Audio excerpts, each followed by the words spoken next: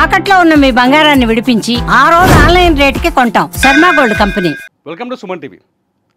భారతదేశానికి ద్రోహం చేసే వాళ్ళలో భారతీయులు ఎక్కువ మంది ఉంటారా? ఒక్కొక్కసారి అనిపిస్తుంటుంది. ఎందుకంటే నా వెనకాల ఉన్న ఫోటోలో చూడండి, ఈమె పేరు జ్యోతి మల్హోత్రా, హర్యానాలో ఉంటుంది. మొన్న జరిగిన ఆపరేషన్ సింధూర్లో అమ్మగారి పాత్ర చాలా పెద్దది.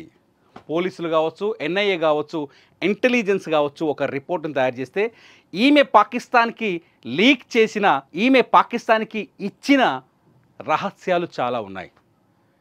ఒక మినిస్టర్, మహారాష్ట్ర మినిస్టర్ విజయ్ షా ఏం చెప్పాడు?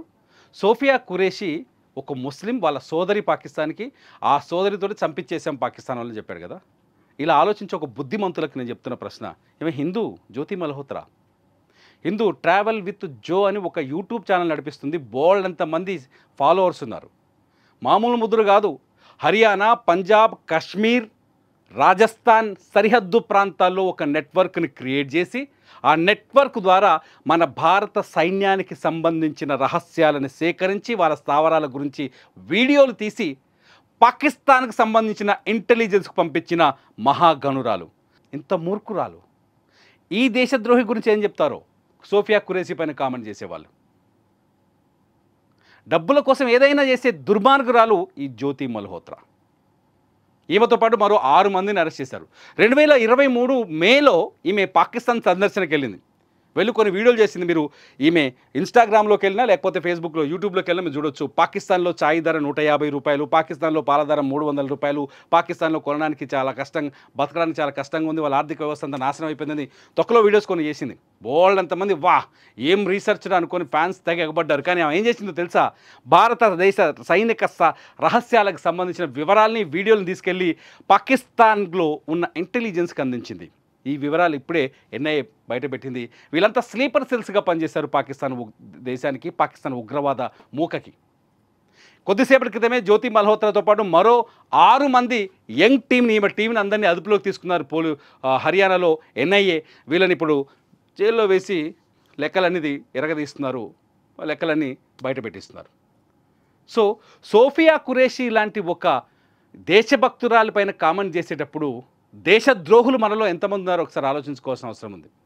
ఈమె 2023లో పాకిస్తాన్కి వెళ్ళేటప్పుడు ఢిల్లీలో ఉన్న పాకిస్తాన్ హై కమిషన్లో ఒక వ్యక్తి, ఆయన పేరు ఏంటంటే ఈషాన్ అర్ రహీమ్, ఆయన పేరు డానిష్, ఉరఫ్ డానిష్ అంటారు.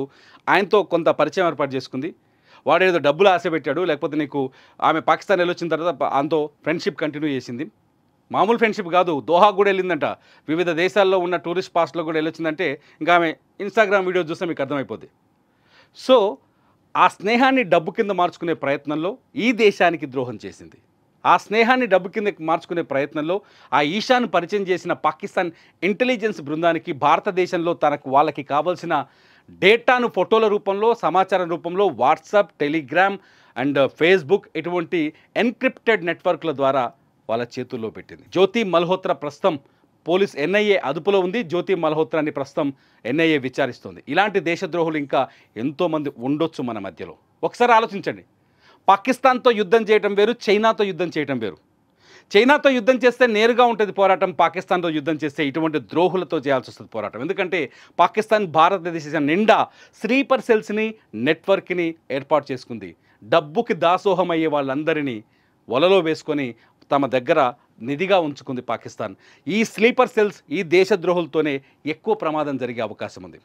మీరేమంటారు? నా అభిప్రాయంతో మీరు ఏకీభవిస్తున్నారా లేకపోతే వ్యతిరేకిస్తున్నారా? నిర్భయంగా మీ అభిప్రాయాన్ని కామెంట్ రూపంలో తెలియజేయండి.